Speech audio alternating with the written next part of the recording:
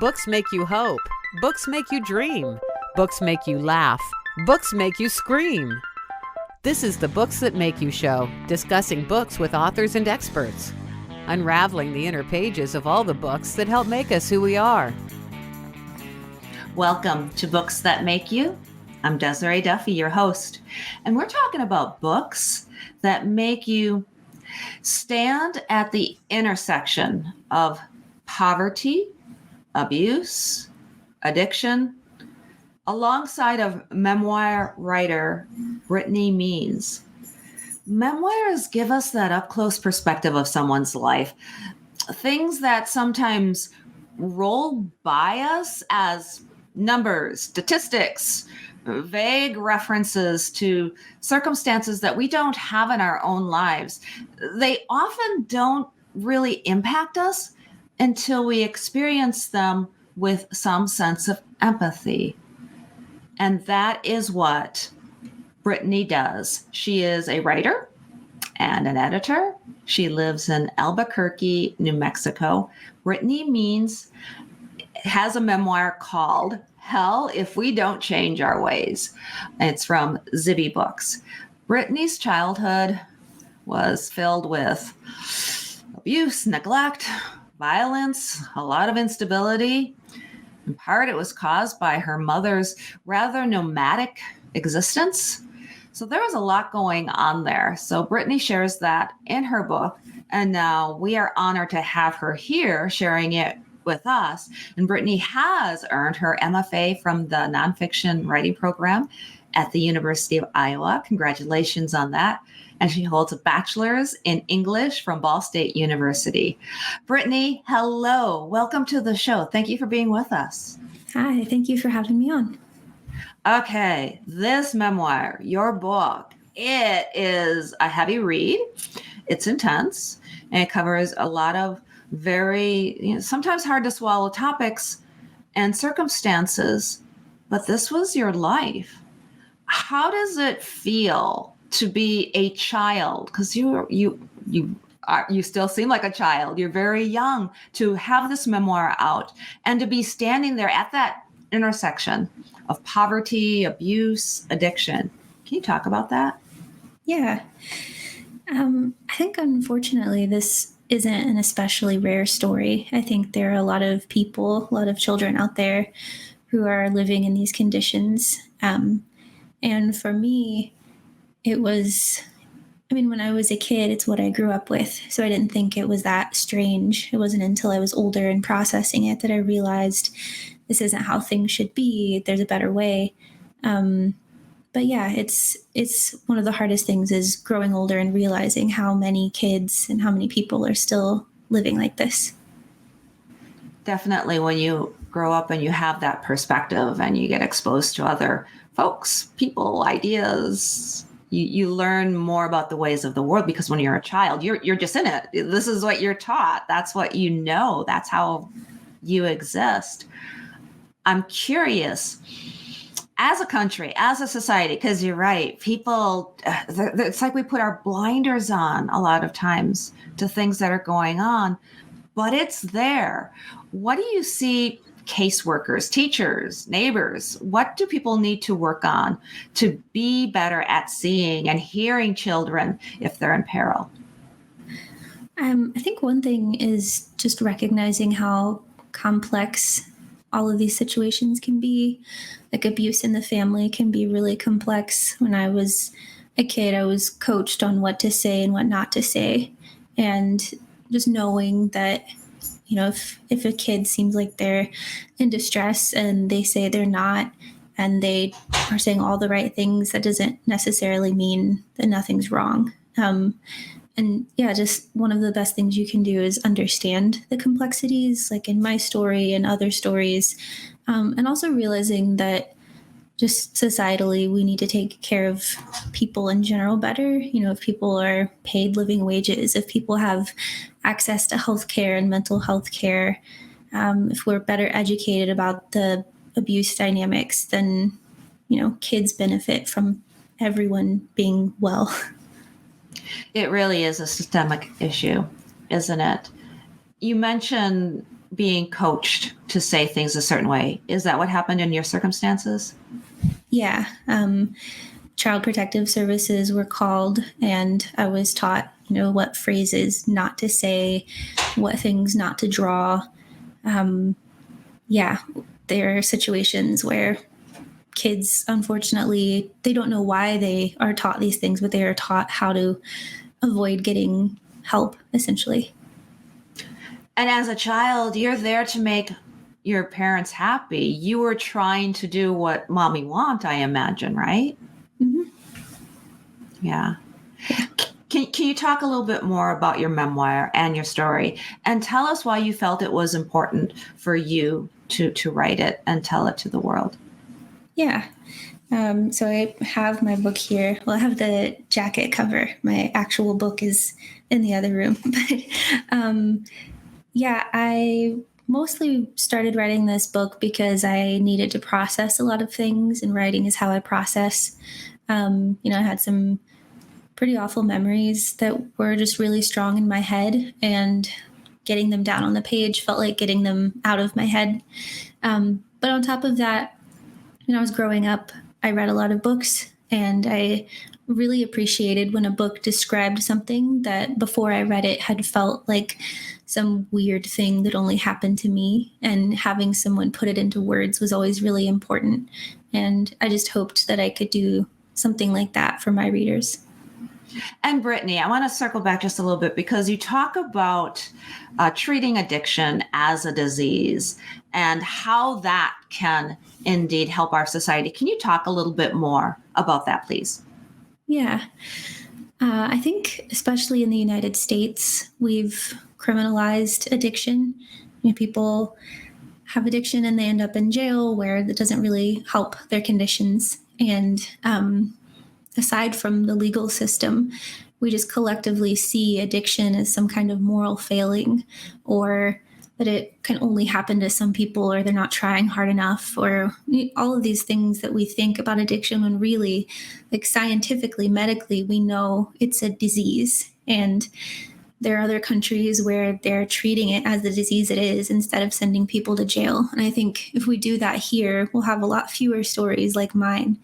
I think if my mom had been able to seek addiction treatment, and it hadn't been such a stigmatized, shameful thing for her, I think our lives could have been a lot better. And I would really love to see that happen on a large scale.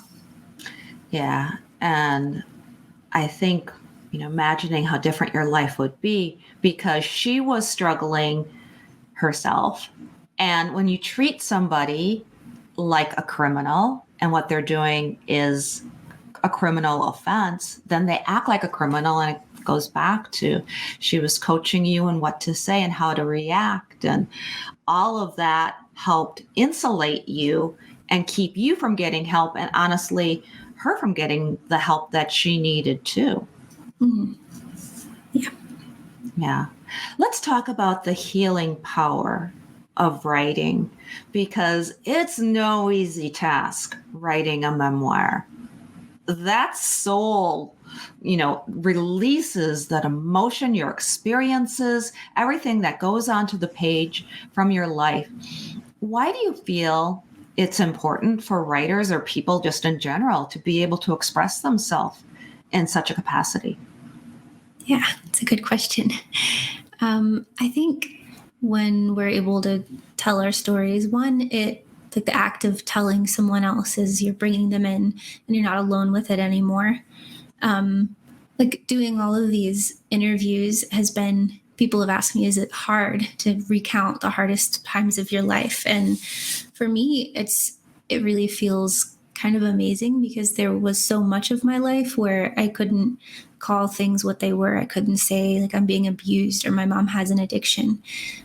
So now to just be able to start a conversation with someone I've never met and talk about these things openly feels amazing. And it's the same thing with writing. You get to put things into words. I did a lot of research about, neuropsychology and the psychology of addiction and abuse dynamics. And, I had to learn it to write it, and that helped me process. And yeah, I think when you can write something down, you can put it in a narrative. That means you can control it. And so many hard things are hard because they take our control away. Yeah, I could talk forever about this. And you're touching on something that I think is really relevant. And it is control, right? Because I have to imagine for so long you felt you had no power, you had no control. And when you write, for the most part, there's nobody there telling you, controlling. It's you being able to pour yourself onto the page. Mm-hmm. Yeah. Resilience factors in as well, I have to imagine. Do you want to talk about your resilience a little bit and your, just your tenacity and your courage? Yeah, sure. I think this is a question that I struggle with a little more because there are so many people I love and who grew up in the same conditions, and they're tenacious and they're ambitious and they want just as badly as I wanted to get out and build a better life. And we're all in this like Plinko machine where we think like, if I just try hard enough, I can land where I want. And sometimes no matter how hard you try, you still land somewhere you don't want to be. But for me, I think that I made it through in huge part because I had such wonderful people in my life. Like even the people who harmed me, the people I write about in the book, are the same people who like taught me how to tell stories and taught me like the magic of books and made me feel like I could do anything and just survived with me. So I never want to give across or put across the idea that I'm like a singularly tenacious person. I survived because I had other people and I was lucky. I like the way you describe that as being a Plinko game. That's a great allegory for life in general. You have an idea where I want to land on that one, right? But sometimes you don't have the choices or the autonomy like you think. And sometimes it's luck, right? Mm-hmm. Sometimes it's good luck or bad luck. Sometimes in your situation, you just weren't given that starting point. Everybody starts. You always hear about the starting point as if life is a race and where you start, your position. Mm-hmm. Some people have that advantage and other folks simply don't. But when you're able to make the most of it like you have and take it and turn such a bad situation into a good situation where you are now helping others and sharing your story. Can you talk about how you think that your story is impacting others? I mean, because there's got to be folks who are reading it who are feeling connected to you or are now realizing that there was something in their own life. How does that make you feel, the fact that you're impacting people, others, in that way? It feels kind of surreal. When I first started writing the book, one of my mentors told me that I should make a list of my blue sky dreams for the book. And it could be things like it's made into a movie or Oprah puts it in her book club, but also just like personal goals. And my main personal goal was like someone could find language in it for something complex or find a way to describe something and help them process it. And since it's come out, I've gotten some messages from people telling me that, like I grew up with a parent who had an addiction, or I struggled with homelessness or abuse, and your book helped me. And it feels kind of weird and icky to like brag about that. But at the same time, it feels amazing knowing like I got that blue sky goal. Oh, I get it. Yeah. I imagine that it has to you have dual feelings in you, because it's like, oh, okay, that's awful. I shouldn't feel good about something so awful. But at the same time, you are touching people and helping people. And that's the power of books. Like you said in the very beginning, that's storytelling. That's why we tell stories, because ultimately we're helping folks. People get to experience our lives, or a slice of our lives in the case of a memoir, unlike in any other type of storytelling, because it's so up close and personal. And you are brave for sharing that. So kudos for you for doing that. Thank you. Yeah, it's really amazing. And I want to talk a little bit too. if you're using yoga, meditation, walks in nature, can you talk about some of the things that have helped you getting those words onto the page? Yeah. There are a bunch of things I do, and it just depends on the day and what's going to be helpful or the weather. But running has been one of my most important coping activities, especially after I've been writing. I used to teach creative writing at the University of Iowa, and I always told my students, make sure you are doing something to come back after you've been writing. Running has been really important. I'm in Albuquerque, so the hiking is amazing here. And then if it's rainy or if I need to just stay inside, puzzles. I really love doing puzzles and gardening. I think it's really important to have something physical. It doesn't necessarily have to be strenuous, but something you can touch and actively do and be present in and mindful. It's super important.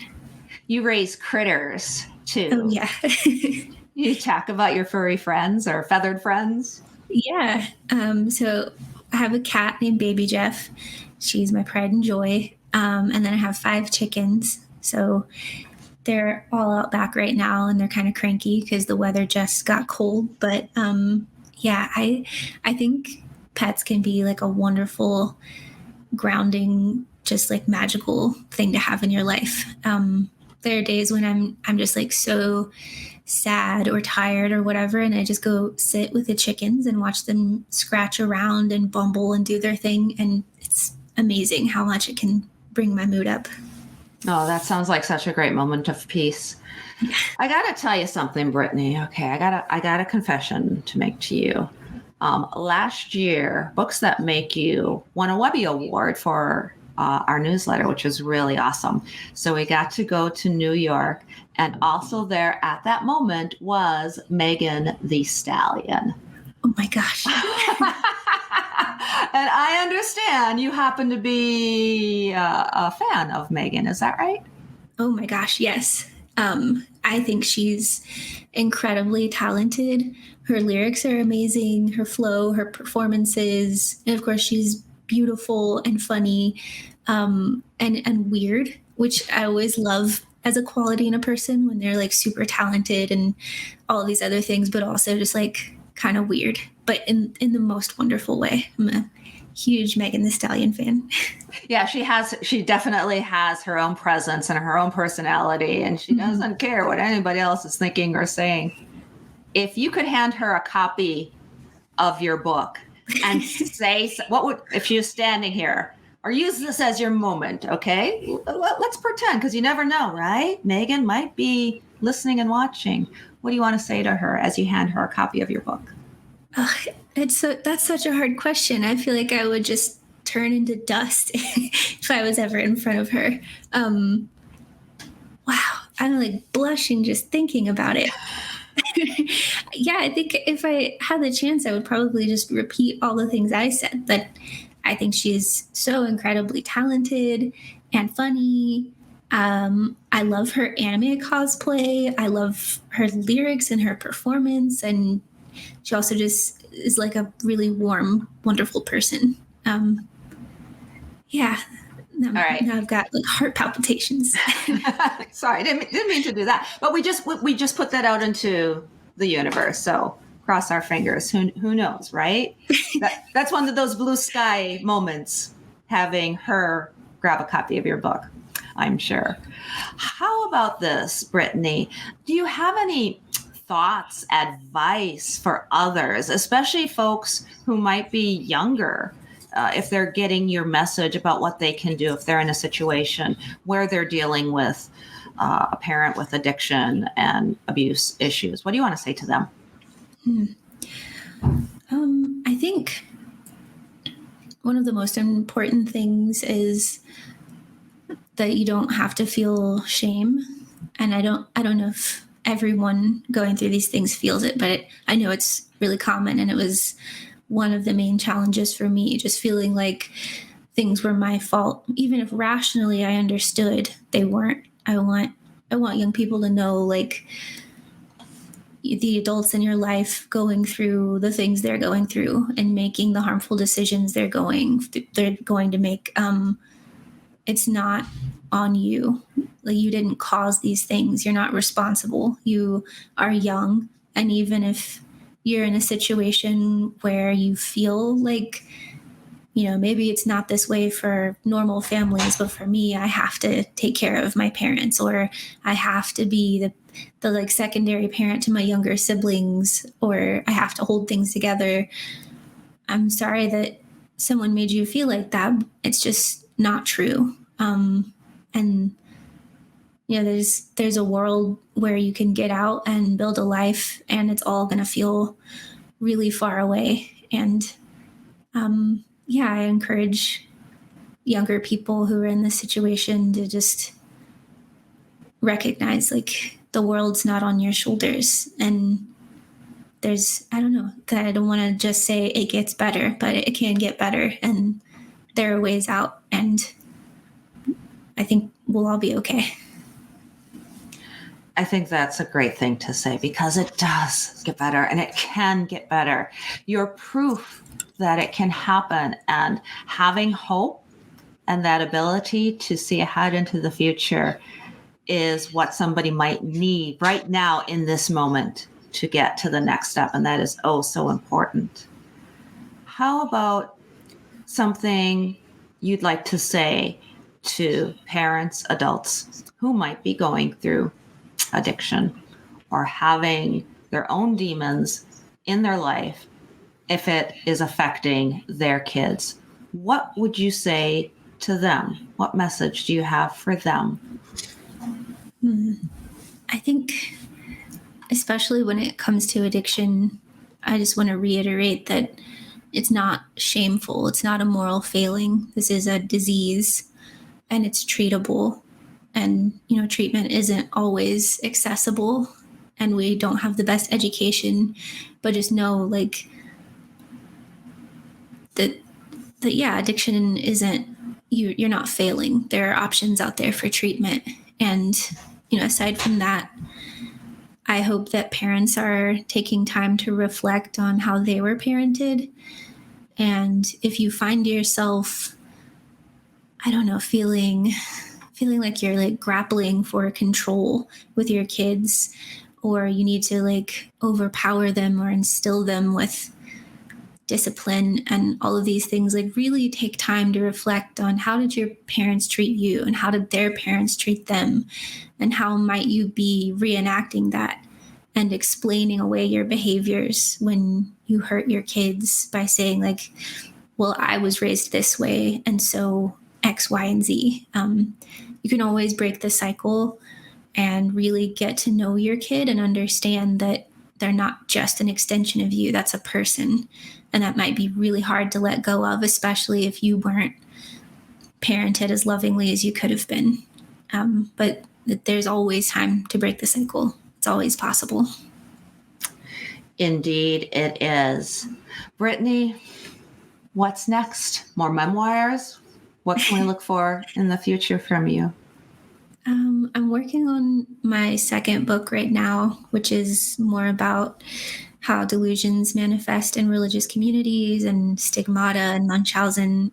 I'm still just, like, generating, so I haven't quite put it together as concisely as I'd like to.